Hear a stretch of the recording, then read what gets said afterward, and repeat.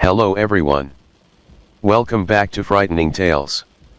I know many of you enjoy listening to these videos as you fall asleep, so before you drift off, I'd love for you to leave a comment and letting me know where in the world you're tuning in from, and if you're enjoying the story, don't forget to like and subscribe.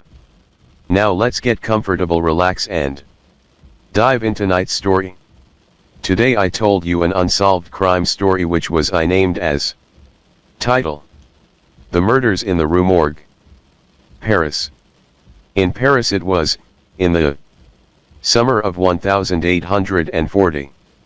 There I first met that strange and interesting young fellow, Auguste Dupin. Dupin was the last member of a well-known family, a family which had once been rich and famous. He himself, however, was far from rich. He cared little about money. He had enough to buy the most necessary things of life and a few books. He did not trouble himself about the rest. Just books. With books he was happy. We first met when we were both trying to find the same book.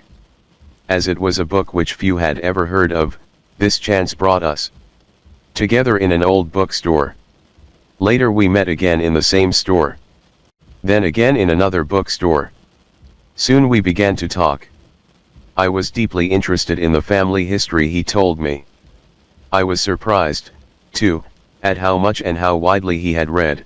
More important, the force of his busy mind was like a bright light in my soul. I felt that the friendship of such a man would be for me riches without price. I therefore told him of my feelings toward him, and he agreed to come and live with me. He would have, I thought, the joy of using my many fine books, and I would have the pleasure of having someone with me, for I was not happy alone. We passed the days reading, writing and talking.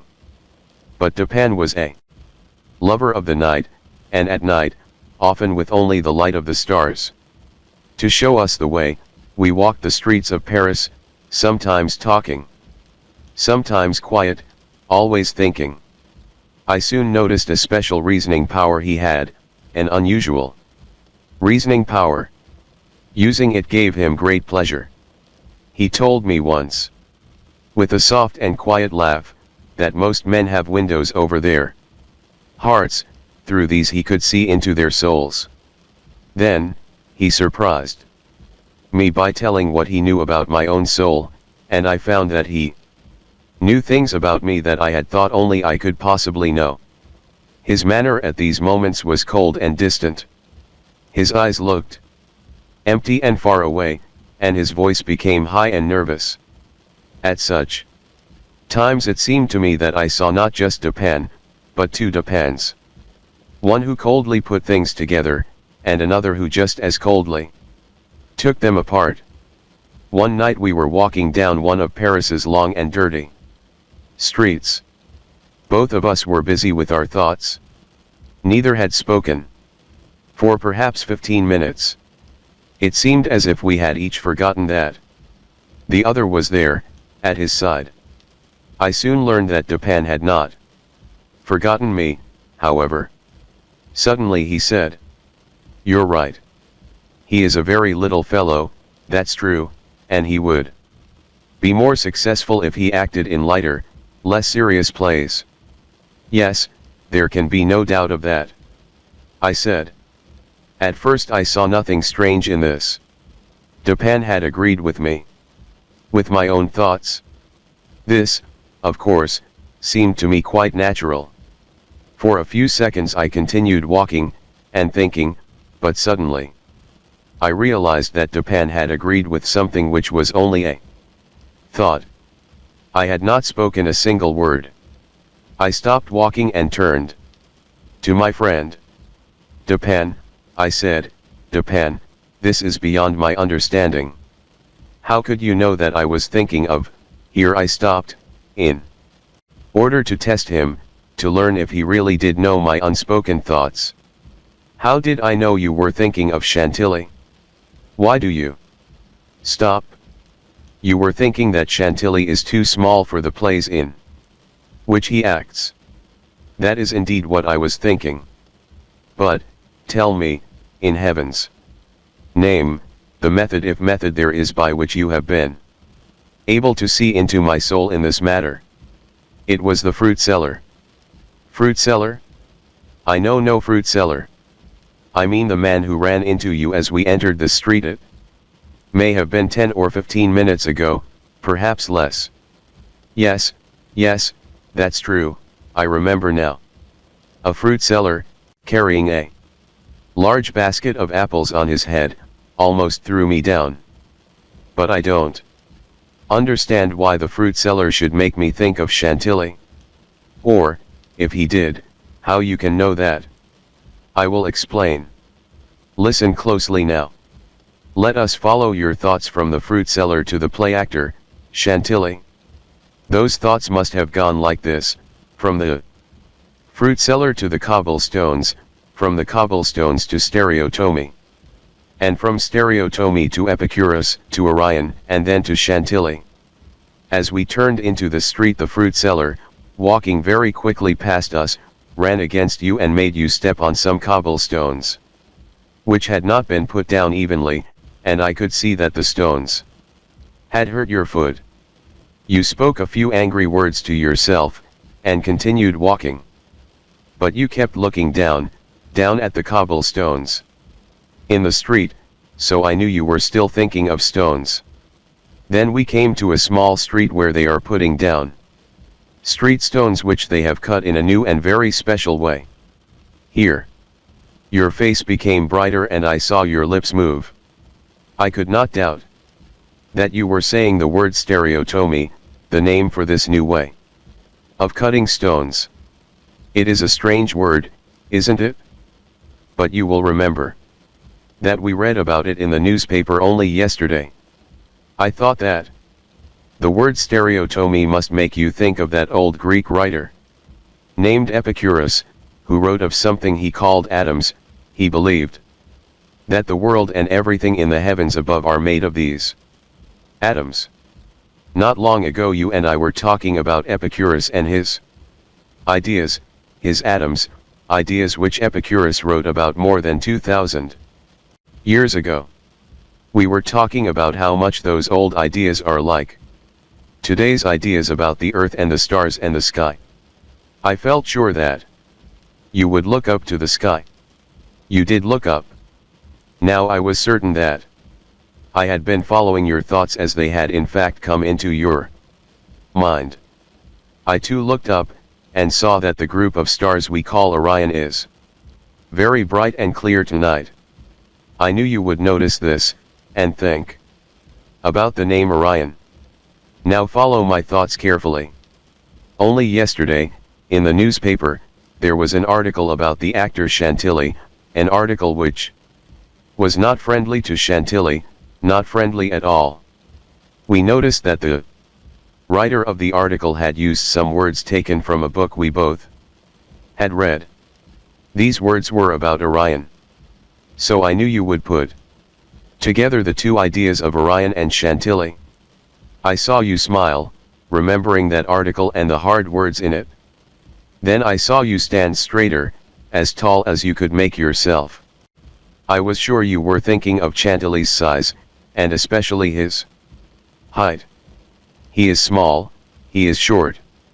And so I spoke, saying that he is indeed a very little fellow, this Chantilly, and he would be more successful if he acted in lighter, less serious plays. I will not say that I was surprised. I was more than surprised, I was astonished. Dupin was right as he could be.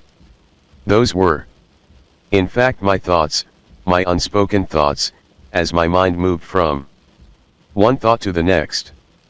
But if I was astonished by this, I would soon be more than astonished. One morning this strangely interesting man showed me once again his unusual reasoning power. We heard that an old woman had been killed by unknown persons. The killer, or the killers, had cut her head off and escaped into the night. Who was this killer, this murderer? The police had no answer. They had looked everywhere and found nothing that helped them. They did not know what to do next. And so they did nothing. But not Dupin. He knew what to do. It was in Paris in the summer of 1840 that I met Auguste Dupin. He was an unusually interesting young man with a busy, forceful mind.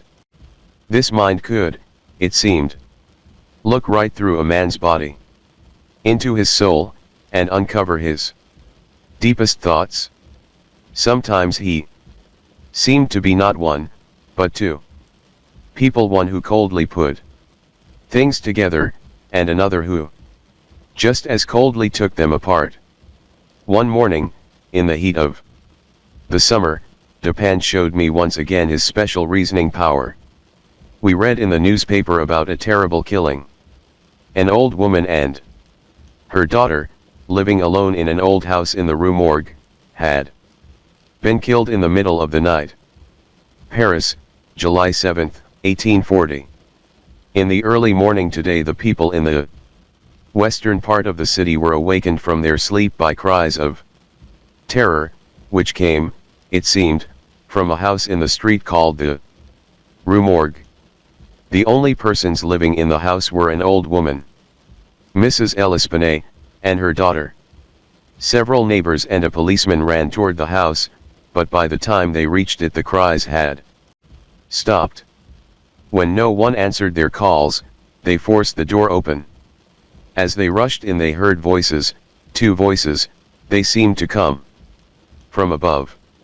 The group hurried from room to room, but they found nothing until they reached the fourth floor.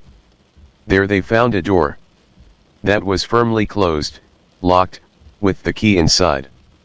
Quickly they forced the door open, and they saw spread before them a bloody, sickening scene, a scene of horror. The room was in the wildest possible order. Broken chairs and tables were lying all around the room. There was only one bed, and from it, everything had been taken and thrown into the middle of the floor. There was blood everywhere, on the floor, on the bed, on the walls. A sharp knife covered with blood was lying on the floor. In front of the fireplace there was some long gray hair, also bloody. It seemed to have been pulled from a human head. On the floor were 4 pieces of gold, an earring, several objects made of silver, and 2 bags containing a large amount of money in gold. Clothes had been thrown around the room. A box was found under the bed covers. It was open, and held only a few old letters and papers. There was no one there, or so it seemed. Above the fireplace they found the dead body of the daughter. It had been put up into the opening where the smoke escapes to the sky. The body was still warm. There was blood on the face, and on the neck there were dark, deep marks which seemed to have been made by strong fingers. These marks surely show how the daughter was killed. After hunting in every part of the house without finding anything more, the group went outside. Behind the building they found the body of the old woman. Her neck was almost cut through, and when they tried to lift her up, her head fell off. The next day the newspaper offered to its readers these new facts. The murders in the Rue Morgue. Paris, July 8, 1840.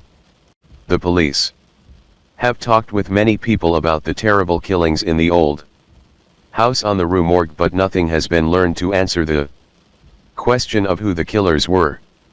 Pauline Dubourg, a washwoman, says she has known both of the dead women for more than 3 years, and has washed their clothes. During that period, the old lady and her daughter seemed to love each other dearly. They always paid her well. She did not know where their money came from, she said. She never met anyone in the house. Only the 2 women lived on the 4th floor. Pierre Moreau, a shopkeeper, says Mrs. Ellispine had bought food at his shop for nearly 4 years. She owned the house and had lived in it for more than 6 years. People said they had money. He never saw anyone enter the door except the old lady and her daughter, and a doctor 8 or 10 times, perhaps. Many other persons, neighbors, said the same thing. Almost no one ever went into the house, and Mrs. Ellispine and her daughter were not often seen. Jules Mignaud, a banker, says that Mrs. Ellispine had put money in his bank, beginning 8 years before. 3 days before her death she took out of the bank a large amount of money, in gold. A man from the bank carried it for her to her house. Isidore Musette, a policeman, says that he was with the group that first entered the house. While he was going up the stairs he heard 2 voices, one low and soft, and one hard, high, and very strange, the voice of someone who was certainly not French, the voice of a foreigner. Spanish perhaps. It was not a woman's voice. He could not understand what it said. But the low voice, the softer voice, said, in French, "My God." Alfonso Garcia, who is Spanish and lives on the Rue Morgue, says he entered the house but did not go up the stairs. He is nervous and he was afraid he might be ill. He heard the voices. He believes the high voice was not that of a Frenchman. Perhaps it was English, but he doesn't understand English, so he is not sure. William Bird, another foreigner, an Englishman, says he was one of the persons who entered the house. He has lived in Paris for 2 years. He heard the voices. The low voice was that of a Frenchman, he was sure, because he heard it say, in French, "My God." The high voice was very loud. He is sure it was not the voice of an Englishman, nor the voice of a Frenchman. It seemed to be that of an Italian. It might have been a woman's voice. He does not understand Italian. Mr. Alberto Montani, an Italian, was passing the house at the time of the cries. He says that they lasted for about 2 minutes. They were screams, long and loud, terrible, fearful sounds. Montani, who speaks Spanish but not French, says that he also heard 2 voices. He thought both voices were French, but he could not understand any of the words spoken. The persons who first entered the house all agree that the door of the room where the daughter's body was found was locked on the inside. When they reached the door everything was quiet. When they forced the door open they saw no one. The windows were closed and firmly locked on the inside. There are no steps that someone could have gone down while they were going up. They say that the openings over the fireplace are too small for anyone to have escaped through them. It took 4 or 5 people to pull the daughter's body out of the opening over the fireplace. A careful search was made through the whole house. It was 4 or 5 minutes from the time they heard the voices to the moment they forced open the door of the room. Paul Dumas, a doctor, says that he was called to see the bodies soon after they were found. They were in a horrible condition, badly marked and broken. Such results could not have come from a woman's hands, only from those of a very powerful man. The daughter had been killed by strong hands around her neck. The police have learned nothing more than this. A killing as strange as this has never before happened in Paris. The police do not know where to begin to look for the answer. When we had finished reading the newspaper's account of the murders, neither Dupin nor myself said anything for a while. But I could see in his eyes that cold, empty look which told me that his mind was working busily. When he asked me what I thought of all this, I could only agree with all Paris. I told him I considered it a very difficult problem, a mystery, to which it was not possible to find an answer. No, no, said Dupin. No, I think you are wrong. A mystery it is, yes. But there must be an answer. Let us go to the house and see what we can see. There must be an answer. There must. The murders in the Rue Morgue.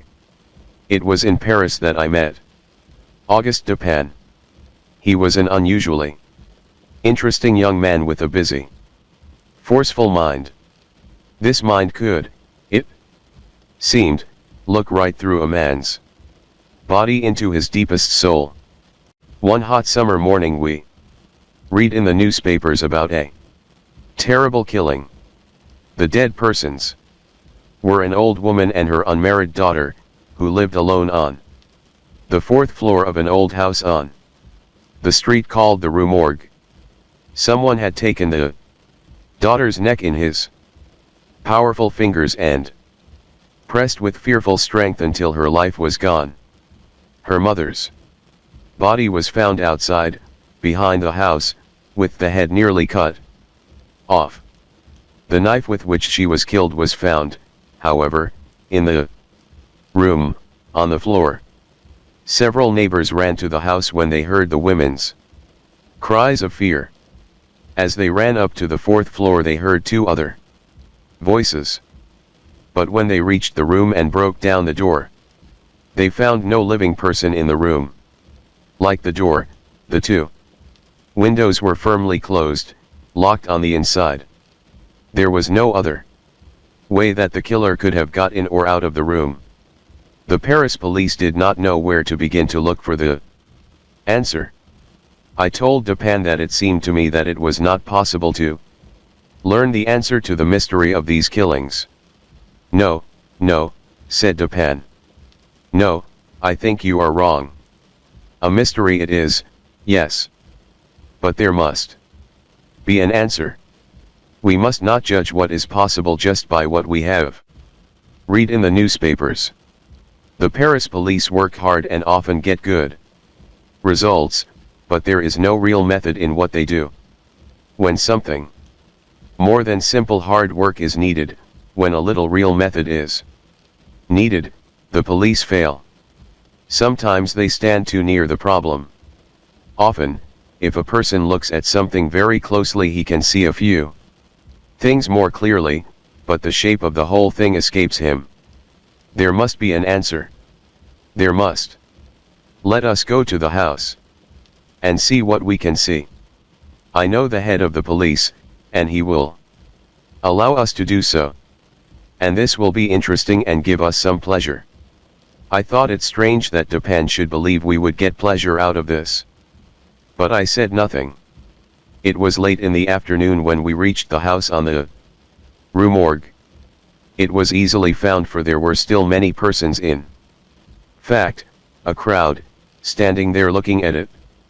Before going in we walked all around it, and Dupin carefully looked at the neighboring houses as well as this one. I could not understand the reason for such great care. We came again to the front of the house and went in. We went up the stairs into the room where the daughter's body had been found. Both bodies were there. The police had left the room as they had found it. I saw nothing beyond what the newspaper had told us. Dupin looked with great care at everything, at the bodies, the walls, the fireplace, the windows. Then we went home. Dupin said nothing. I could see the cold look in his eyes which told me that his mind was working busily, quickly. I asked no questions. Dupin said nothing until the next morning, when he came into my room and asked me suddenly if I had not noticed something especially strange about what we saw at the house on the Rue Morgue. I replied, nothing more than we both read in the newspaper. Tell me, my friend. How shall we explain the horrible force, the unusual strength used in these murders? And whose were the voices that were heard? No one was found except the dead women, yet there was no way for anyone to escape. And the wild condition of the room.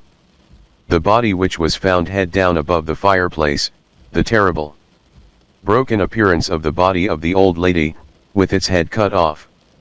These are all so far from what might be expected that the police are standing still, they don't know where to begin. These things are unusual, indeed, but they are not deep mysteries. We should not ask, what has happened, but what has happened that has never happened before. In fact, the very things that the police think cannot possibly be explained are the things which will lead me to the answer. Indeed, I believe they have already led me to the answer. I was so surprised I could not say a word. Dupin looked quickly at the door. I am now waiting for a person who will know something about these murders, these wild killings. I do not think he did them himself. But I think he will know the killer. I hope I am right about this.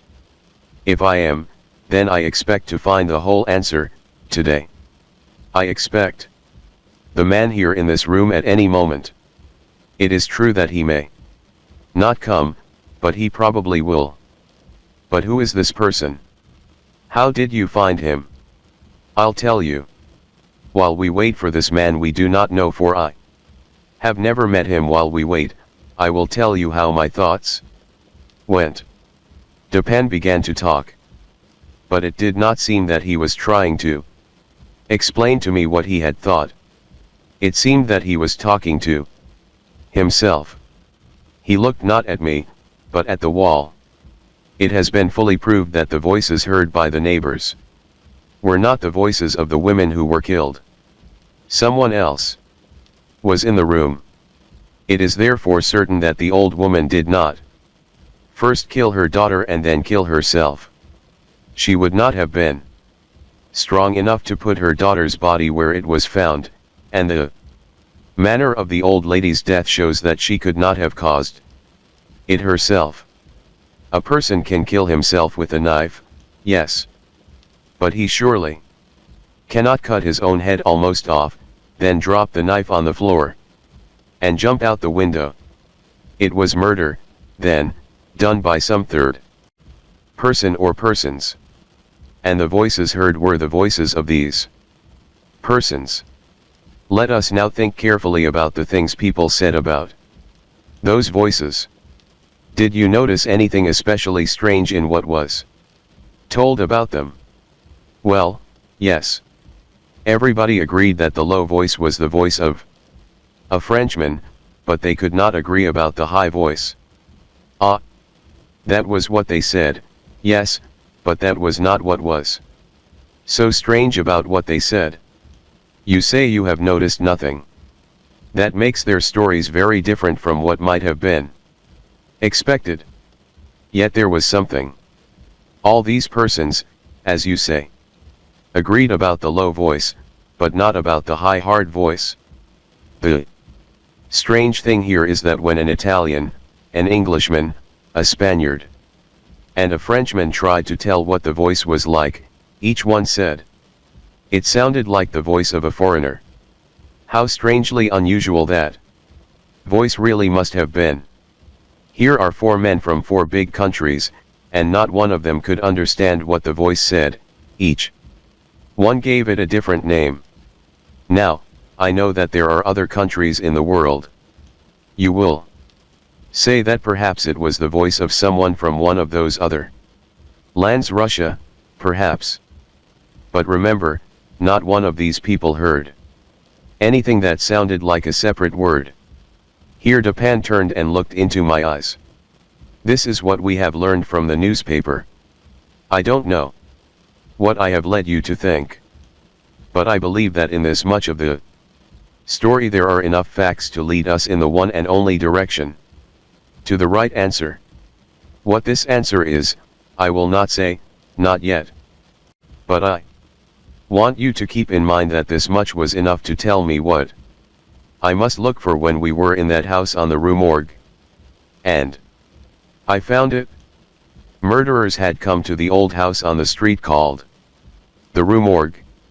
Murderers had come and gone and left behind the dead bodies of an old woman and her daughter. The daughter's body was in the bedroom on the 4th floor. The old woman was lying outside, behind the house, her head almost cut off, but the knife which killed her was up in the bedroom, on the floor. The door and the windows were all firmly closed, locked on the inside. There was no way for anyone to go in or out. Voices had been heard. One voice was speaking in French, the other voice had not spoken even one word that anyone could understand. But there was no one in the room when police arrived. This much we had learned from the newspapers, my friend Dupin and I, interested by it, we had gone to look at the house and the bodies. Dupin was now explaining to me what he had learned there. That is what we learned from the newspapers. Please remember it, for that much was enough to tell me what I must look for when we were in that house on the Rue Morgue. And I found it. Let us now take ourselves again, in our thoughts, to the room where the murders were done. What shall we first look for? The way the murderers escaped. All right. We agree, I am sure, that we do not have to look for anything outside of nature, for anything not having a real form, a body. The killers were not spirits, they were real. They could not go through the walls. Then how did they escape? There is only one way to reason on that subject, and it must lead us to the answer. Let us look, one at a time, at the possible ways to escape. It is clear that the killers were in the room where the daughter was found. From this room they must have escaped. How? At first I saw no way out. It had been necessary for the neighbors to break down the door in order to enter the room. There was no other door. The opening above the fireplace is not big enough, near the top, for even a small animal. The murderers therefore must have escaped through one of the windows. This may not seem possible. We must prove that it is possible. There are 2 windows in the room. Both of them, you will remember, are made of 2 parts. To open the window one must lift up the bottom half. One of these windows is easily seen, the lower part of the other is out of sight behind the big bed. I looked carefully at the first of these windows. It was firmly closed, fastened, like the door, on the inside. To keep the window closed, to fasten it, someone had put a strong iron nail into the wood at the side of the window in such a way that the window could not be raised. At least it seemed that the nail held the window closed. The nail was easy to see. There it was. And the people who discovered the killings used their greatest strength and could not raise the window. I, too, tried to raise the window and could not. I went to the second window and looked behind the bed at the lower half of the window. There was a nail here, too, which held the window closed. Without moving the bed, I tried to open this window also, and again I could not do so. I did not stop looking for an answer, however, because I knew that what did not seem possible must be proved to be possible. The killers, or perhaps I should say, the killer, for I am almost certain there was only one, the killer escaped through one of these windows. Of this I felt certain. After the murderer had left the bedroom, he could have closed the window from the outside, but he could not have fastened it again on the inside. Yet anyone could see the nails which held the windows tightly closed. This was the fact that stopped the police. How could the murderer put the nail back in its place? Perhaps if you pulled out the nail, Yes. That is just what I thought. Two things seemed clear. First, there had to be something wrong with the idea that the nails were holding the windows closed. I didn't know what was wrong. Something was. Second, if it was not the nails which were holding the windows closed, then something else was holding them closed, something hard to see, something hidden. I went back to the first window. With great effort I pulled out the nail. Then I again tried to raise the window. It was still firmly closed. This did not surprise me. There had to be a hidden lock, I thought. Inside the window. I felt the window carefully with my fingers. Indeed. I found a button which, when I pressed it, opened an inner lock. With almost no effort I raised the window. Now I knew that the killer could close the window from outside and the window would lock itself. But there was still the nail. Carefully, I put the nail back into the hole from which I had taken it. Then I pressed the button and tried to raise the window. I could not. The nail also was holding the window closed. Then the murderer could not possibly have gone out the window. He could not have gone out that window. Therefore, he must have escaped through the other window. The other window was also held closed by a nail. But I knew I must be right. Although no one else had looked carefully at the window behind the bed, I went to it and tried to see whether the two windows were in some way different. The nail in the second window looked the same as the one I had just seen. I moved the bed so that I could look closely. Yes. There was a button here, too. I was so sure I was right that without touching the nail I pressed the button and tried to raise the window. Up it went. As the window went up it carried with it the top part of the nail. The head. When I closed the window the head of the nail was again in its place. It looked just as it had looked before. I took the head of the nail in my fingers and it easily came away from the window. I saw that the nail had been broken. But when I put the nail head back in its place, the nail again looked whole. What seemed to be not possible we have proved to be possible. The murderer indeed escaped through that window. I could now see, in my mind, what had happened. It was a hot summer night. When the murderer first arrived, he found that window open to let some of the fresh night air come in. Through the open window the murderer went in and came out again. As he came out he closed the window, perhaps with a purpose to do so, perhaps by chance. The special lock inside the window held the window firmly closed. The nail only seemed to be holding it closed. And that which was possible looked not possible. Dupin had been talking not to me, it seemed, but to himself. His cold eyes seemed to see only what was in his own mind. Now he stopped and looked straight at me. His eyes were now hard and bright. And I understood that using his unusual reasoning power to find the answer to those bloody murders was giving Dupin great pleasure. At first I could think only of this. Then I said, Dupin, the windows are on the fourth floor, far above the ground. Even an open window. Yes. That is an interesting question. How did the murderer go from the window down to the ground? Once I was quite certain that the murderer had in fact gone through that window. The rest was not so hard to know.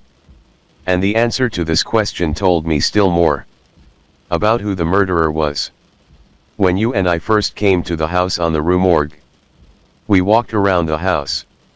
At that time I noted a long, thin metal pole which went from the top of the building to the ground, a lightning rod, put there to carry down to the ground a charge of electricity that might come out of the clouds during a bad summer storm.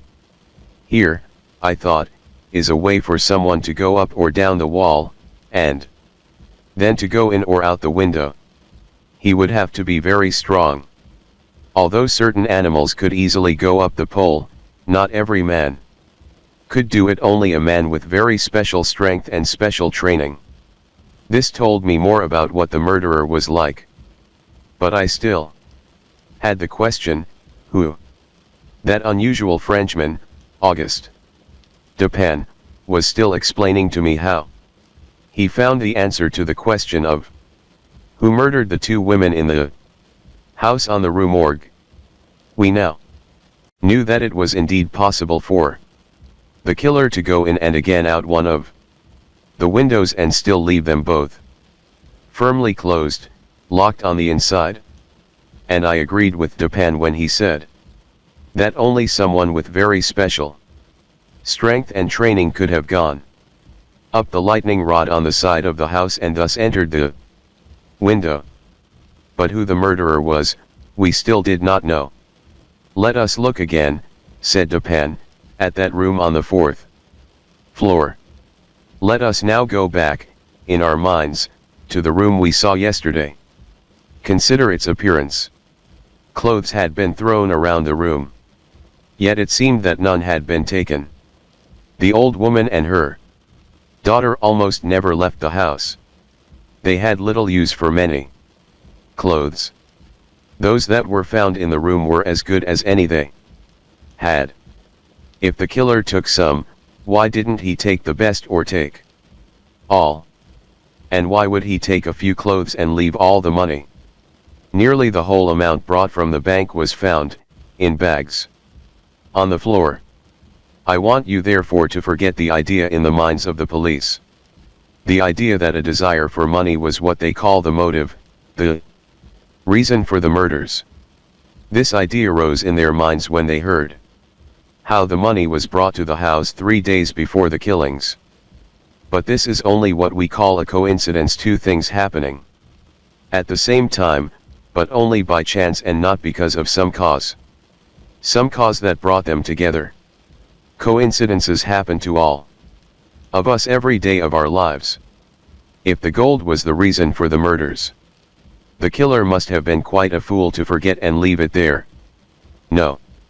I don't think the desire for money was the reason for the killings. I think that there was no reason for these killings, except, perhaps, fear. Now let us look at the murders themselves. A girl is killed by powerful hands around her neck, then the body is placed in the opening over the fireplace, head down. No murders we usually hear about are like this.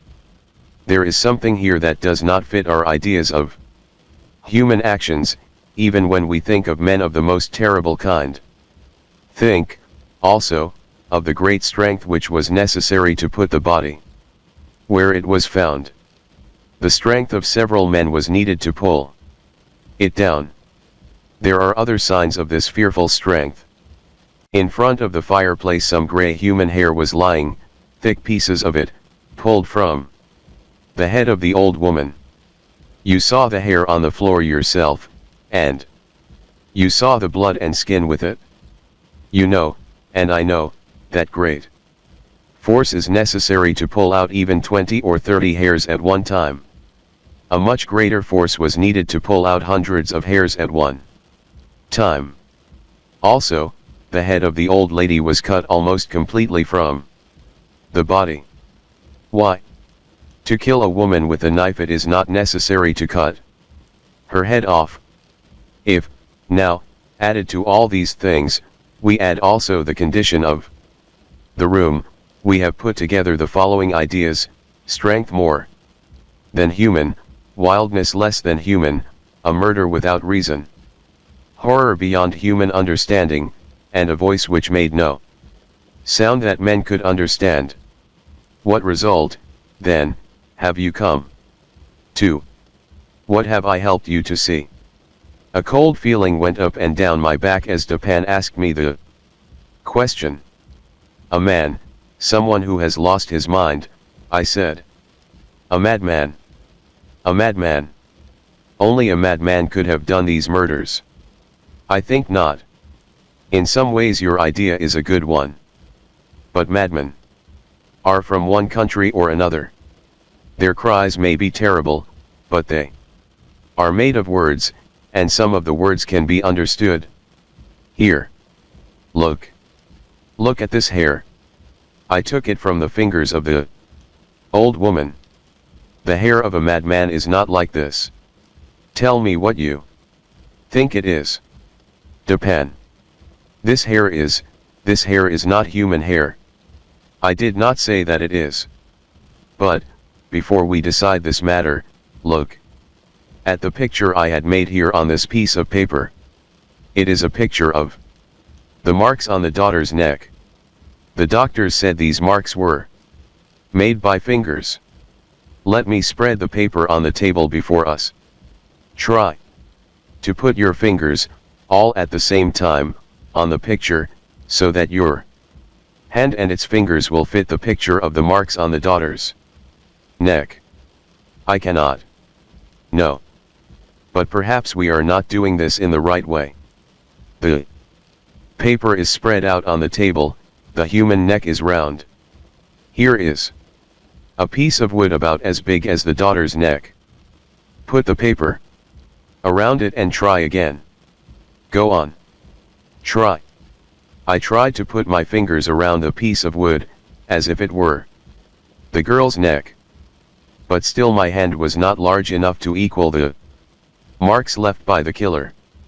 Depend. These marks were made by no human hand. No. They were not. I am almost certain that they were made by the hand of an orangutan, one of those man-like animals that live in the wild forests. The great size, the strength, the wildness of these animals are well known. Now, look in this book by Cuvier. Read. Look at the picture. I did so, and at once I knew that Dupin was right in everything he said.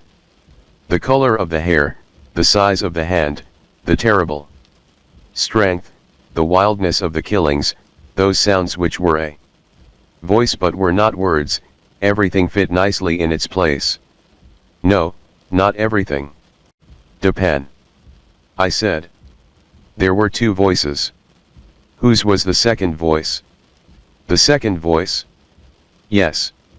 Remember, we decided that only someone with a very special kind of strength could have gone up the lightning rod, up the side of the house to the window on the 4th floor. Perhaps an animal, perhaps a strong man from a circus, perhaps a sailor. We know now that one of the voices was the voice of an animal, an orangutan. The other was the voice of a man. This voice spoke only 2 words, they were my God, spoken in French. Upon those 2 words I have placed my hopes of finding a full answer to this horrible question. The words were an expression of horror. This means that a Frenchman knew about these murders. It is possible, indeed it is probable, that the Frenchman himself did not help the orangutan to kill. Perhaps the animal escaped from him, and he followed it to the house on the Rue Morgue. He could not have caught it again. It must still be free somewhere in Paris. I will not continue with these guesses, for I cannot call them more than that. If I am right, and if the Frenchman did not himself help with the killings, I expect him to come here. Read this. I paid to have this put in the newspaper. I took the newspaper and read the following. Caught early in the morning of the 7th of this month, a very large orangutan. The owner, who is known to be a sailor, may have the animal again if he can prove it is his. But, Dupin, how can you know that the man is a sailor? I do not know it. I am not sure of it. I think the man is a sailor. A sailor could go up that pole on the side of the house. Sailors travel to strange, faraway places where such things as orangutans can be got. If I am right, think for a moment. The sailor will say to himself, the animal is valuable. Why shouldn't I go and get it? The police do not know. The animal killed 2 women. And clearly somebody knows I am in Paris. If I do not go to get the animal, they will ask why. I don't want anyone to start asking questions about the animal. So I will go and get the orangutan and keep it where no one will see it, until this trouble has passed. This, I believe, is how the sailor will think. But listen. I hear a man step on the stairs. Dupin had left the front door of the house open, and the visitor entered without using the bell. He came several steps up the stairs, then stopped. We heard him go down again. Dupin was moving toward the door when we again heard the stranger coming up. He did not turn back a second time, but came straight to the door of our room. In a strong, warm, friendly voice, Dupin said, "Come in, my friend. Come in." Slowly the door opened, and in came a sailor. My friend Dupin was now certain that the murders in the Rue Morgue had been done by a wild animal of the jungle, the man-like animal known as an orangutan. The animal had escaped from its owner, he thought, and the owner was probably a sailor. He had put a notice in the newspaper that the man who owned the orangutan could have it again if he came to our house to get it. Now, as the owner came to our door, we were both wondering if that man would, as Dupin guessed, be a sailor. Yes. The man who entered was indeed a sailor. He was a large man, and strong. He carried a big, heavy piece of wood, but no gun. He said to us, in French, "Good evening. Sit down, my friend.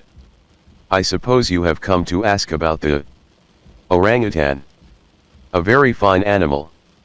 I have no doubt that it is a very valuable animal. How old do you think it may be?" I have no way of guessing how old it is, but it can't be more than 4 or 5 years old. Have you got it here? No, no. We have no place for it here. You can get it in the morning. Of course you can prove it is yours. Yes. Yes, I can. I wish I could keep it. I would like to have it. Of course I will pay you for finding and keeping the animal. Anything within reason. Well, that is very fair, indeed. Let me think. What shall I ask for? I know. Let this be my pay. Tell me everything you know about the murders in the Rue Morgue. As quietly as he had spoken, Dupin walked to the door, locked it, and put the key in his coat.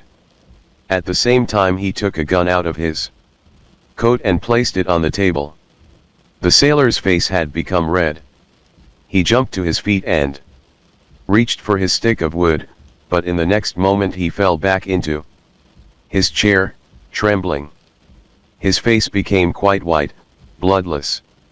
He spoke not a word. His eyes were closed. "My friend, you must not be afraid. We are not going to hurt you. I know very well that you yourself are not the killer. But it is true that you know something about him or about it. From what I have already said, you must know that I have ways of learning about the matter, ways you could never have dreamed of.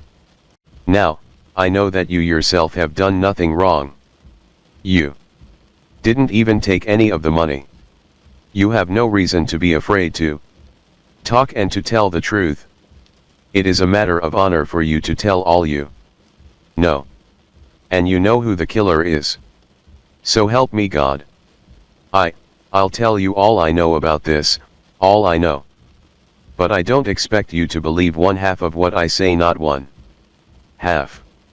Still, I didn't kill anyone, and I'll tell the whole story if I die for it. It was that animal. The orangutan. About a year ago our ship sailed to the Far East, to the island of Borneo. I had never before seen Borneo. The forest, the jungle, was thick with trees and other plants, and hot and wet and dark. But a friend and we went into that forest for pleasure. There we saw this orangutan, a big animal. But we were two, and we caught it. We took it with us on the ship. Soon, however, my friend died, and the animal was mine. But it was very strong and caused a lot of trouble. In the end I brought it back to Paris with me. I kept it in my house, in my own house, carefully locked up, so the neighbors could not know about it. The animal had cut one foot badly while on the ship. I thought that as soon as it got well I would sell it. I was certain it was of great value. And it was so much trouble to keep. I wanted to sell it, soon. The night of the murders, very late, I came home and found the animal in my bedroom. It had got free, I don't know how. It held a knife in its hands, and was playing with it. I was afraid. I didn't know what to do. When it saw me it jumped up, ran out of the room and down the stairs. There it found an open window and jumped into the street. I followed, never far behind, although I had no hope of catching it again. The animal, with the knife still in its hand, stopped often to look back at me. But before I could come near enough to even try to catch it, the animal always started to run again. It seemed to be playing with me. It was nearly morning, but the streets were still dark and quiet. We passed the back of a house in the Rue Morgue. The animal looked up and saw a light in the open window of a room high above. It was the only lighted window in sight. The animal saw the metal pole, went up it easily and quickly, and jumped into the room. All this didn't take a minute. I didn't know what to do. I didn't know what I could do. I followed the animal. I too went up the pole. As I am a sailor it was easy for me. But the open window was far from the pole and I was afraid to try to jump. I could see into the room, however, through the other window, which was closed. The two women were sitting there, with their backs to the windows. Who can guess why they were not sleeping at that hour of the night? A box was in the middle of the floor. The papers which had been in the box were lying around on the floor. The women seemed to be studying some of these. They did not see the animal, which was just standing there, watching, the knife still in one hand. But the old woman heard it and turned her head and saw the animal there, knife in hand, and then I heard the first of those terrible cries. When the animal heard the old woman's cry it caught her by the hair and slowly moved the knife before her face. The daughter, filled with terror, fell to the floor and remained there without moving, her eyes closed. The old woman continued to cry for help, screaming with fear. I think the animal now was as afraid as the old woman was. With terrible force it pulled out a handful of hair. And when the woman, covered with blood, tried to run from it, the animal caught her again by the hair and with one move of its arm it nearly cut her head from her body. Throwing down the body, the animal turned and saw that the daughter was moving, watching it with horror. With fire in its eyes, it rushed to the girl, put its powerful fingers around her neck, and pressed them firmly there until she died. When the girl stopped moving, the animal dropped her body to the floor and looked up. It saw my face in the window. It began to run around the room, quickly, without purpose. It jumped up and down, breaking the chairs, pulling the bed to pieces. Suddenly it stopped, and took the body of the daughter and, as if to hide it, with terrible strength it put the body up above the fireplace, where it was found threw the old woman out the window. All this time I was hanging from the pole, filled with horror. It seemed I had lost the power to move.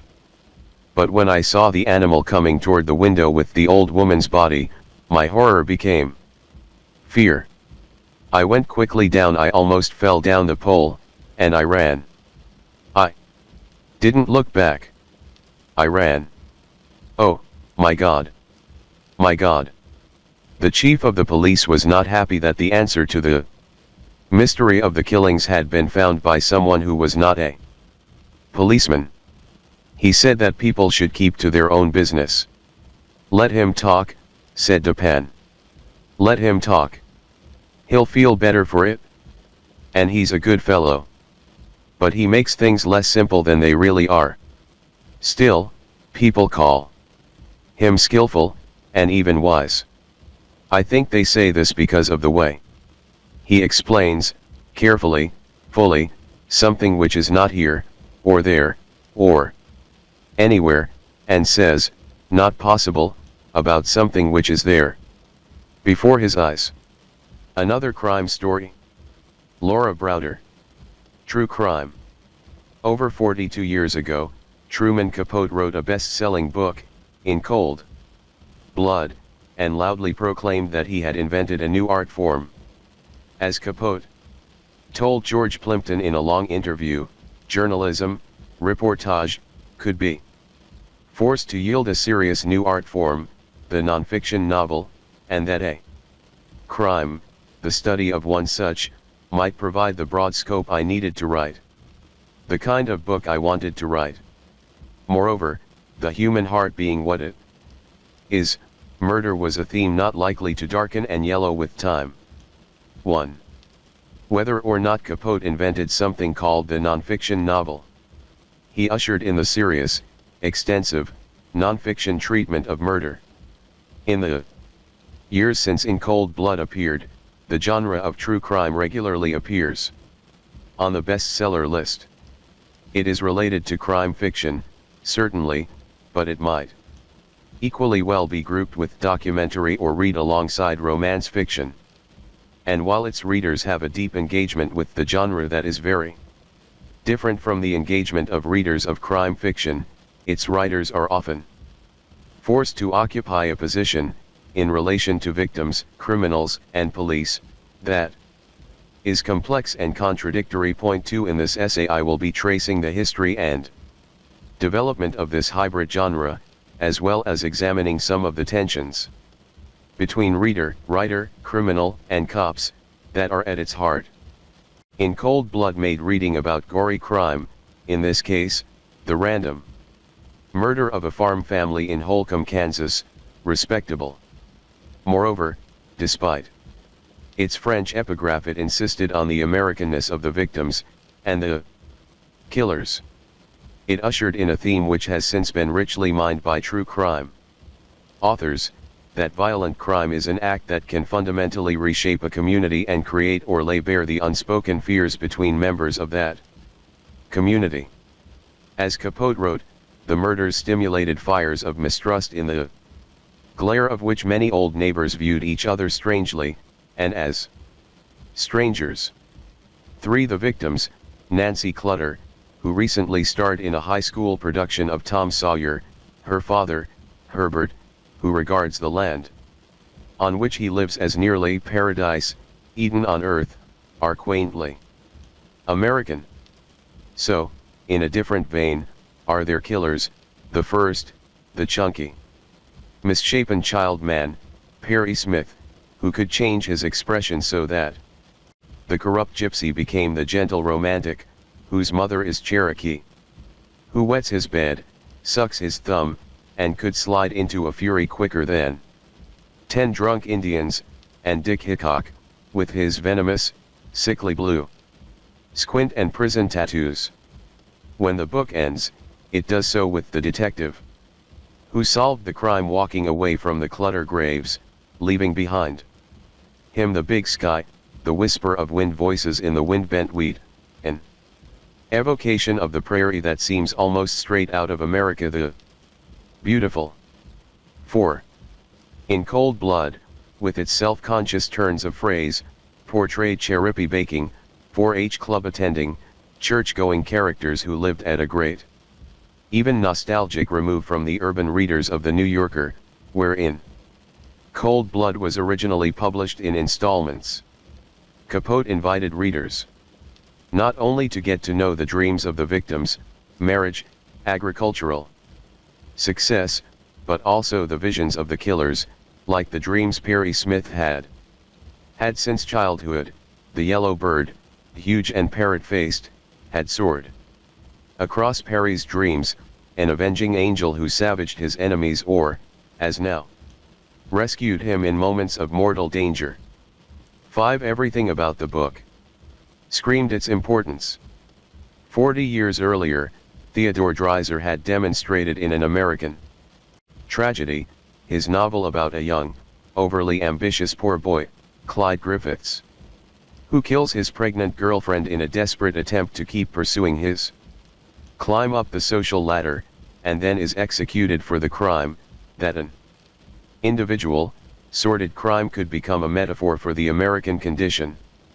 Holcomb's residents, with their narrow frontier trousers, Stetsons, and high-heeled boots with pointed toes, are iconically American. 6. And indeed, readers picked up on the insistent Americana in which the book was steeped. Capote estimated that, of the letters he had received from readers, about 70% think of the book as a reflection on American life. This collision between the desperate, ruthless, wandering, savage part of American life, and the other, which is insular and safe, more or less. 7. Reading the book could be a safe, yet thrilling way of experiencing this collision. Though Capote's treatment of violent crime may have taken a new form, non-fiction accounts of gory crimes have long been a marketplace staple. Documentary treatments of violence have been popular in the United States for close to 200 years, as witnessed by the violent ballads and broadsides dating back to the early 19th century, and, at the end of that century, the enormous interest in true crime sparked on both sides of the Atlantic by the Jack the Ripper case. True crime literature first flourished during the Elizabethan era in the form of simple pamphlets detailing the exploits of local murderers. In 1735, John Osborne published his 3-volume set, Lives of Remarkable Criminals. George Wilkinson's Newgate Calendar, published in 1775, included for the first time the details of everyday life, drink, food, clothing, and thus provided true crime as a form of social history. As Thomas Burns points out, by the end of the 19th century, the nature of the crimes documented had begun to change, away from crimes that were economic in origin, and towards more complex crimes. Highway robberies were rampant, police corruption was not uncommon, innocent people were framed, tales of cannibalism were drifting in from the colonies, and sex crimes, mostly rape, were starting to appear with frightening regularity. 8. These crimes were not only more complex, but often more lurid, and increasingly morally ambiguous. Karen Haltonen has documented the intense interest that late 17th century colonists in the United States demonstrated in execution sermons, and that mid-19th century readers evinced in the biographies of killers, newspaper accounts, and printed transcripts of murder trials. She argues that these narratives reconstructed the criminal transgressor, from common sinner with whom the larger community of sinners were urged to identify in the service of their own salvation, into moral monster from whom readers were instructed to shrink. The new Gothic murderer, like the villain in Gothic fiction, was first and last a moral monster, between whom and the normal majority yawned an impassable gulf. 9. The Jack the Ripper case was as fascinating to Americans as to the British, it seemed, and its coverage emphasized, for the first time, forensics as an important element in the narrative. However, it was not until the appearance Of Thomas Duke's 1910 celebrated criminal cases of America that the United States witnessed a similar explosion in true crime as a national genre. In some respects, the formula for true crime has not changed since Duke's day. In his preface, Duke, the captain of police in San Francisco, assured readers that, while this volume will show that in some instances fabulous amounts of money have been unlawfully obtained, it will also show that retribution invariably overtakes the professional criminal and brings with it untold misery and degradation.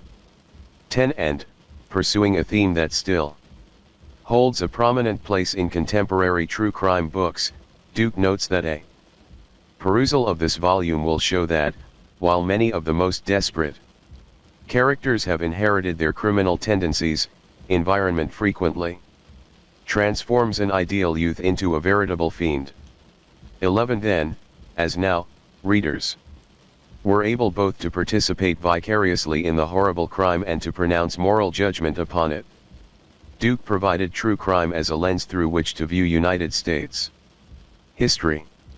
The cases which he covered, and which he listed geographically as San Francisco cases, celebrated cases on the Pacific Coast, and celebrated cases east of the Pacific Coast, including such events as the assassinations of Presidents Lincoln, Garfield, and McKinley, the killing by a mob of Mormon leader Joseph Smith, the Haymarket riots of Chicago, the draft riots in New York City during the Civil War, the Jesse James Gang.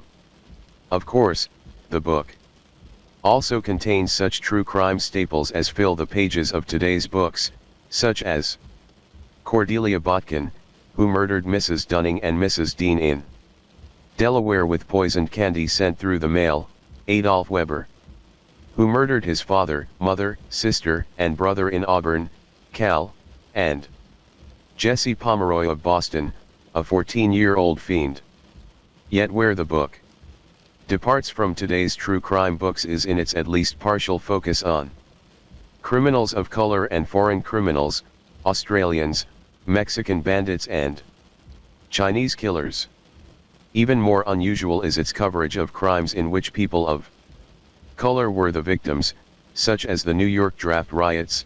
As Duke writes, the following is a list of colored people who were murdered by the mobs in a particularly atrocious manner, or the case of Captain Nathaniel Gordon, who in 1860 seized and shipped 897 Africans from the Congo River, and was captured and subsequently executed in New York. 18 victims died from suffocation. 12 Today, one would be hard-pressed to find a true crime book in which both victims and killers are not white. 13. By the 1920s, lurid true crime magazines had emerged, a form that continues to flourish, as do Sunday supplement treatments of true crimes and the ubiquitous documentary cop shows on television. While true crime books may be formulaic, that formula is constantly evolving.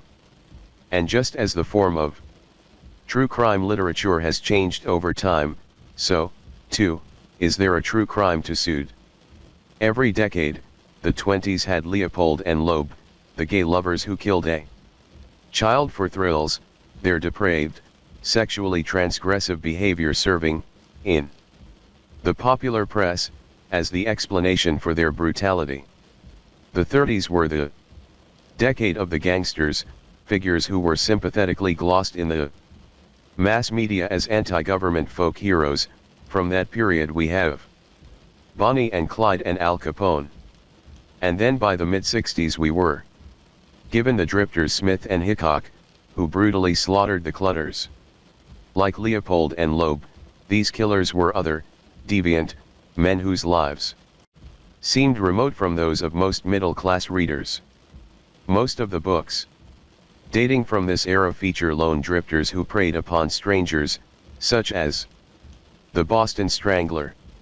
Most of all, in cold blood led to the development of what we now know as true crime books, paperbacks thick enough to function as doorstoppers and featuring the inevitable photo insert. These books have a number of features. In common, they are generally hefty, between 400 and 800 pages long, and thus demand a significant investment of time on the part of their readers. Almost always, the victims are female, most of the time, the killer or killers are male. True crime books generally contain a multi-page insert of what are usually described as dramatic, shocking, or chilling photographs of the killer and the victims. As one true crime editor says, pictures are at least 60% of the initial draw and you can't sell a paperback if you don't have solid pictures. This may seem trivial, but it is a key issue. Because what makes a book different is that it delivers the things you can't get anywhere else.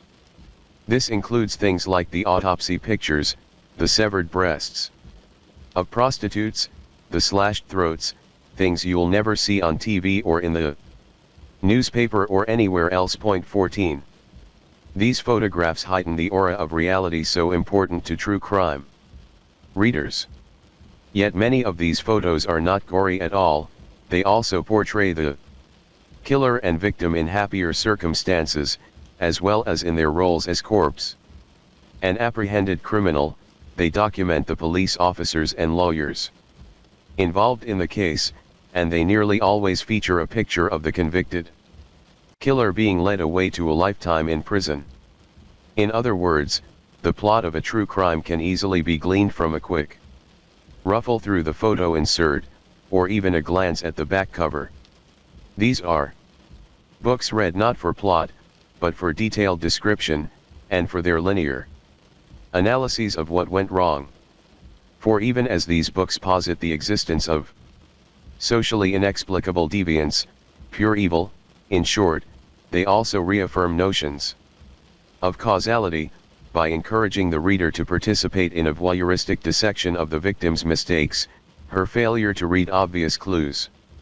As true crime writer Jack Olson, author of Son, A Psychopath and His Victims, 1983, and Doc, The Rape of the Town of Lowell, 1989, says, it's what people have come to expect from the genre, an explanation of the criminal mind, of criminal behavior, and how to avoid people like that. 15. True crime books are very different from detective stories. With their contract with the reader of fictionality, it is impossible to imagine a true crime variant of the English cozy, as one subgenre of detective stories is called. The label of true crime gives the material in these books the aura of fact, an air of authority enhanced by the journalistic, non-literary style in which they are written, by the thick description of events, and by the inclusion of supporting photographic and other documentary evidence. This perceived factuality removes the responsibility for aestheticizing violence from both the writer and the reader of such works. While true crime may be a form of documentary, it is a dystopian version. Whereas the traditional documentary is generally designed to raise people's consciousness about terrible conditions in order to effect change, true crime presents a picture of problems that are insoluble, because they are rooted within the individual psyche and often have no apparent roots in social conditions. We are in the realm of the psychopath or, more frequently, of the sociopath, whose evil has no visible cause. Legislation cannot remove the source of the problem. True crime is a politically slippery genre. On the one hand, true crime books uphold conservative values, policemen are heroes, criminals are punished, sometimes by death. True crime writers are often affiliated with victims' rights groups, and some, like former policewomen and Rule, work with law enforcement agencies. While Capote treated the events he described as an American tragedy, and described criminals and victims in novelistic, rather than moralistic terms, some of the most successful true crime writers who followed him have framed their stories as morality tales, and gave themselves Starring roles in the narrative. The best-selling true crime book of all time. Helter Skelter, 1974, which dealt with the Manson family murders, was written by Vincent Bugliosi, the prosecutor who tried the case. Bugliosi's job. Both made it easy for him to gain access to insider information, since he was the ultimate insider, and made his own stance in regard to the killers unambiguous. His job was to put them in prison for life or to get them the death penalty. Yet true crime books are also subversive, in that they tend to question the very foundations of patriarchal culture. The family in true crime is often a poisonous unit. This focus on the family has not always been a trait of the genre. The first true crime books in the 1960s generally presented violence and evil as a threat from without, rather than within, the family. In Capote's In Cold Blood, the nice middle-class Clutter family was brutally slaughtered by a pair of gay drifters. These killers were other, deviant, men whose lives seemed remote from those of most middle-class readers. Late in the decade, we would get the Manson family, middle-class children who seemed to have been infected with a kind of 60s craziness, who claimed their inspiration for mass murder was drawn from a Beatles album. While the 1960s saw the first modern true crime books appear, it was not until the 70s, and the rise of the women's movement, that the genre gained dramatically in popularity, and that a new type of true crime book began to appear, one focusing on horrendous murders committed within the family setting, usually by respectable men, pillars of society.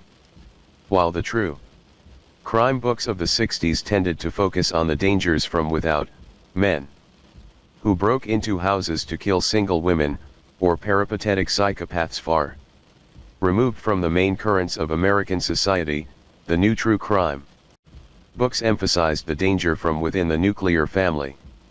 Since the 70s, it has been the case that while some true crime books detail the ravages wrought by crazed strangers, a greater number concern murders committed by those men who are entrusted with protecting and caring for women. There are rogue policemen, such as LAPD officer William Mild Bill Leisure, the protagonist of Edward Humes's 1992 work, Murderer with a Badge. There are bad FBI agents. As the jacket copy for Aphrodite Jones's 1992 book The FBI Killer attests. Susan Daniel Smith, 27, prayed for a handsome Prince Charming who would take her away from the squalor of her rural Kentucky community to live in romance and luxury. When a good-looking, big-city FBI agent named Mark Putnam entered her life, Susan thought her prayers were answered. She was dead wrong. There are bad doctors. The villain of Jack Olson's Doc is a trusted family doctor, a Mormon, in a small town, who for 25 years had been raping and molesting his women and children patients. Dr. Jeffrey MacDonald, of Joe McGinnis's best-selling Fatal Vision, was a former Green Beret who was convicted of murdering his wife and 2 young children.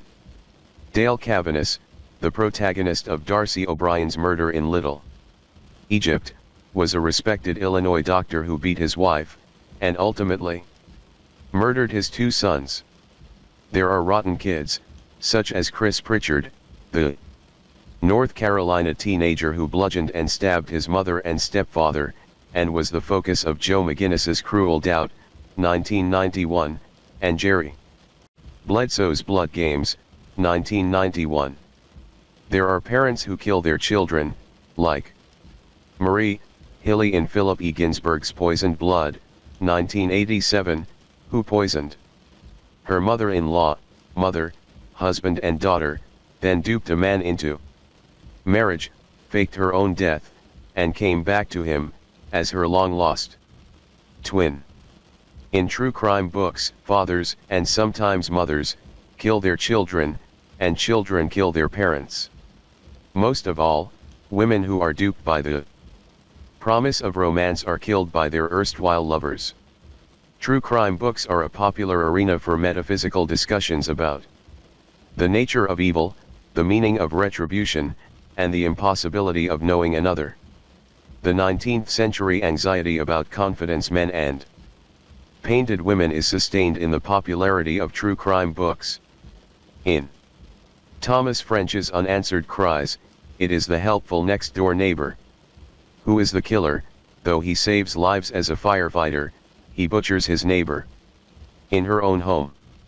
As The Stranger Beside Me, 1980, Anne Rule's account of her relationship with Ted Bundy evidences one's friend and co-worker could turn out to be a killer.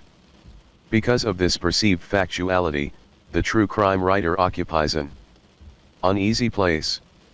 Anne Rule's The Stranger Beside Me is a great example of this. Because Rule, who is one of the most popular writers in the genre, has such a powerful personal presence in the narrative, these problems are highlighted. In a sense, The Stranger Beside Me tells two integrally related stories: the fall of serial killer Ted Bundy, and the rise of true crime writer Anne Rule. When Rule and Bundy meet, it is Rule who appears to be in the worse position. On the surface, at least, it seemed I had more problems than Ted did. My marriage was in deep trouble, and I was again trying to cope with guilt. Bill and I had agreed to a divorce only weeks before he had been diagnosed with melanoma, the deadliest of skin cancers. While she at first finds Bundy attractive, almost the perfect man, the middle-aged Rule, struggling to support her 4 children through writing stories for True Detective magazine, spends many of her working hours with the Seattle homicide detectives, whom she finds to be highly sensitive men who understood that if I didn't find enough cases to write up, my kids might not eat. 16 For Rule, an important part of being a good mother is writing true crime. However, as the tally of murdered young women grows in Seattle, including an acquaintance of one of Rule's daughters, and Rule worries about her daughter's safety, she finds herself in a double bind that is an exaggerated version of the one many true crime writers face. She is torn between her dependence for income on the goodwill of the police, who grant her access to information, between her identification with the victims of these terrible rape/murders, and finally, upon the necessity of treating Bundy as though he is an innocent friend, although she herself suspects that the handsome subject, who introduces himself to women as Ted, and who has a faint English accent, may be a killer. Rule even calls a police detective friend of hers early on to see if Bundy owns a VW bug similar to the one used by the killer, and finds that he does. However, Rule has just signed a contract to write a book about the string of brutal murders. Given her suspicions, and the fact that 13 months after she gives his name to the police, they begin the process of subpoenas and arrests that will lead to his eventual downfall, she is caught between seemingly irreconcilable goals. To make her book work, she needs the confidence both of the police and of the killer.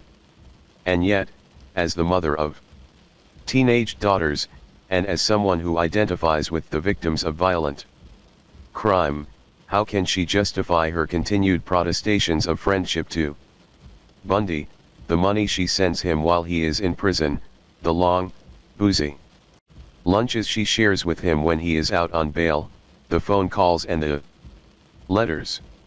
When I began writing fact detective stories, Rule tells us, I promised myself that I would always remember I was writing about the loss of human beings, that I was never to forget that. I hoped that the work I did might somehow save other victims, might warn them of the danger. She reminds the reader of her membership, by invitation, in the Committee of Friends and Families of Missing Persons and Victims of Violent Crimes, and offers the Reader her own exoneration. I have met many parents of victims, cried with them, and yet I have somehow felt guilty, because I make my living from other people's tragedies. When I told the committee how I felt, they put their arms around me and said, "No. Keep on writing. Let the public know how it is for us. Let them know how we hurt, and how we try to save other parents' children by working for new legislation that requires mandatory sentencing and the death penalty for killers." 17. In her allegiance to the victims' families, Rule compares herself favorably to the reporters, with their ugly and cruel techniques, whose dogged pursuit of something new to write was going to interfere mightily with the police investigation, while frantic families of the missing girls were besieged by some of the most coercive tactics any reporter can use. 18. These reporters re-injure the families of victims. Rule herself helps heal families.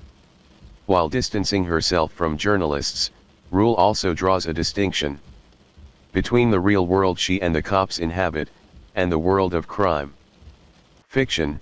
As she lists over 40 links between Bundy and the crimes, she concludes that for a fiction writer, it would have been enough. For an actual criminal investigation, it was circumstantial evidence, block upon block piled up until there was no doubt in the Washington detectives' minds that Theodore Robert Bundy was the Ted they had sought for so long. Yet this stance is problematic. On the one hand, Rule concedes that I was still walking a tightrope between Ted and the detectives, a rope that seemed to wend over higher and higher precipices. It was imperative that I continue to write fact detective stories, and any breach of faith with the police agency would mean the end of that. Neither did I want to be disloyal to Ted. Although it was becoming more and more difficult not to believe that Ted was the man the police sought. 19. This admission takes place shortly after Rule writes to Ted in prison, discussing her book contract with W. W. Norton. I offered to share my profits with him, gauged by the number of chapters he might write in his own words. 4. Even after Bundy has been convicted and sentenced for the kidnapping of a woman who managed to escape before he killed her, there were still so many facets of the story that were hidden from me, and still that chance that Ted was being railroaded. Rule identifies herself as another woman manipulated by Bundy, because he could control women, balance us carefully in the tightly structured world he had created. We were important to him. 20. Meanwhile, Rule's fortunes rise as Bundy's sink, while Bundy is on the road. Following a successful escape from prison, Rule is finally making it. All of it was unreal. Only a few years before, I had been, if there is such a creature, a typical housewife, a brownie leader. Now I was off to Hollywood to write a movie, with the FBI waiting for me. This disconnect grows stronger as the book wears on, until finally we arrive, in Rule's afterword, at the point of Bundy's execution, a time when, Rule tells us, first, I was going to do the Larry King show. A limousine met me at the airport and delivered me to a skyscraper. The time of the execution draws closer. The limo driver took me to the best hotel in town, where the 20th staff was waiting for me. There were also 34 phone messages marked urgent. 21 just as in cold blood echoed one Theodore Dreiser novel. The stranger beside me seemed to echo another. It recalls nothing so much as Sister Carrie rocking in her chair, a wealthy celebrity, while in another part of the city the man whom she had looked up to and adored turns on the gas in his flophouse room and quietly expires. Yet in some minor sense Bundy had the last laugh, in his final videotaped interview with James Dobson, who has since achieved prominence as the head of the conservative Christian group Focus on the Family. Bundy attributed his lethal fantasies to reading detective magazines. Two recent works have put something of an uncomfortable spotlight on the relationship between true crime writers and the events and people they document. The 2005 film Capote, directed by Bennett Miller and starring Philip Seymour Hoffman and Catherine Keener, focused on the moral compromise at the heart of In Cold Blood. Capote, too, found himself in a fraught position. His book could not succeed without the death of the two killers, and to get his intimate portrait of them, he had befriended them over the years. Indeed, the two men believed, probably incorrectly, that Capote had the power to gain them another stay of execution. Their last days, in which Capote dodged their desperate telegrams and then declined to visit them on the day of their execution, laid bare the essential falsity of their relationship. When composer Ned Rorem heard Capote, at a dinner party, remarked that it can't be published until they're executed, so I can hardly wait, he was outraged enough to write a letter to the Saturday Review of Literature, which he started by noting that Capote got his $2 million and his heroes got the rope. Kathleen Tynan recalled that her husband, the critic Kenneth Tynan, overheard Capote receiving the news of the impending execution, and Truman, according to Ken, hopped up and down with glee, clapping his hands, saying, "I'm beside myself. Beside myself. Beside myself with joy." 22 Kenneth Tynan was similarly moved to write a negative review of the book for The Observer. Yet the controversy in which Capote found himself embroiled was nothing compared to the lawsuit for libel, settled for $325,000, filed by convicted killer Jeffrey MacDonald for fraud and breach of contract against Joe McGinnis, the author who had written a true crime bestseller, Fatal Vision, about his case.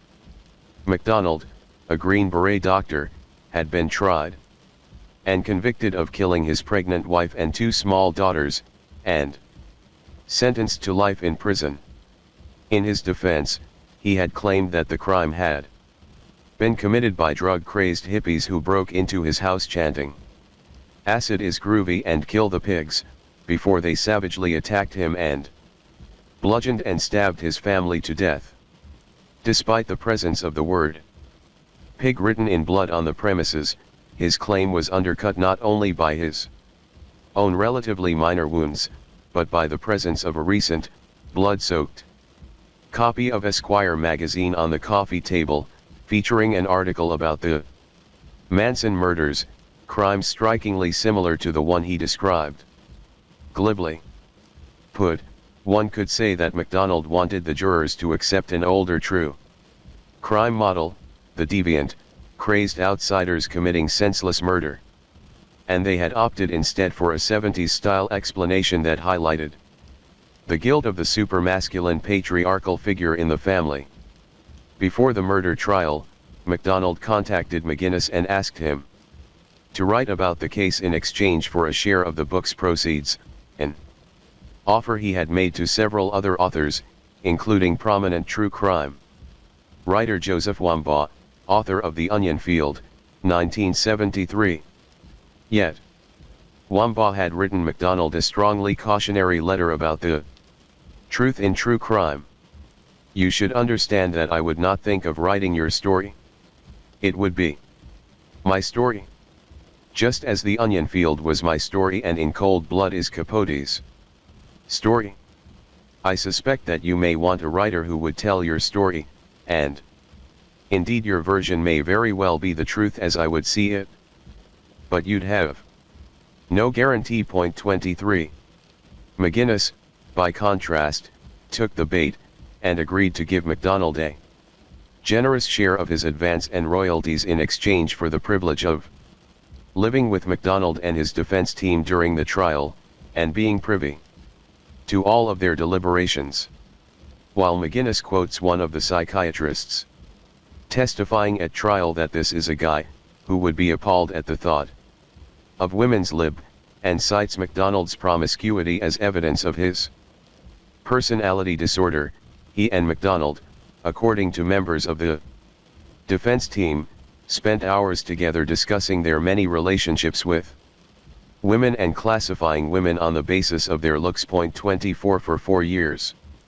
After the trial ended, McGinnis continued to write to MacDonald in prison, professing his friendship and his belief in MacDonald's innocence. Since McGinnis refused to show him the galleys of the book before it came out, MacDonald's first inkling that McGinnis had, instead, portrayed him as a psychopathic killer in the hypermasculine mode came when Mike Wallace, during a taping of 60 Minutes in MacDonald's prison, read him some of the harshest passages out loud.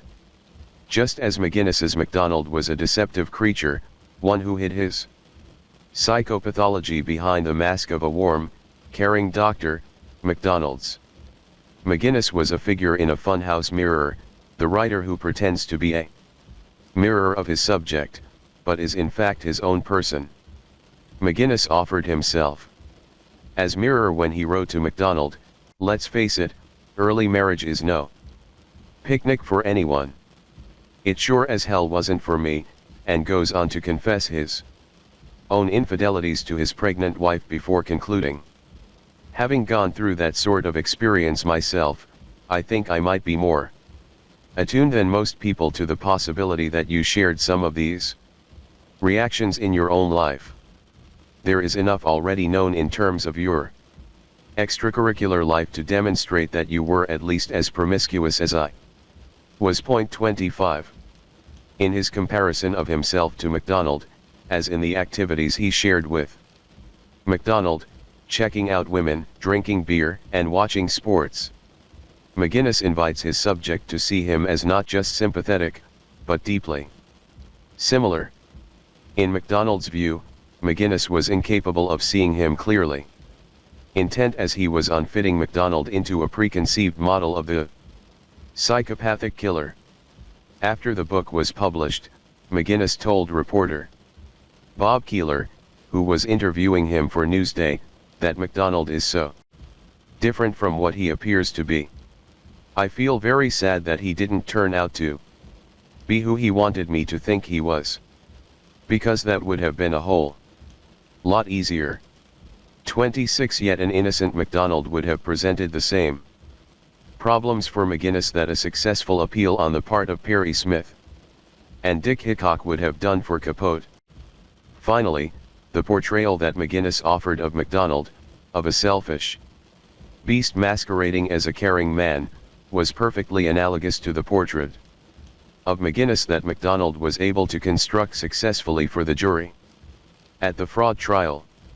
At that trial, MacDonald's lawyers released letters that McGinnis had written to him shortly after MacDonald's incarceration, in which he asks what the fuck were those 12 people thinking of, and tells him that total strangers can recognize within 5 minutes that you did not receive a fair trial, and that there are too many people who care too much about you to let him be forgotten. To the jurors in that trial, one of whom reportedly said that she would have awarded millions and millions of dollars to set an example for all authors to show they can't tell an untruth. The journalist was in this case no better than the murderer, and MacDonald.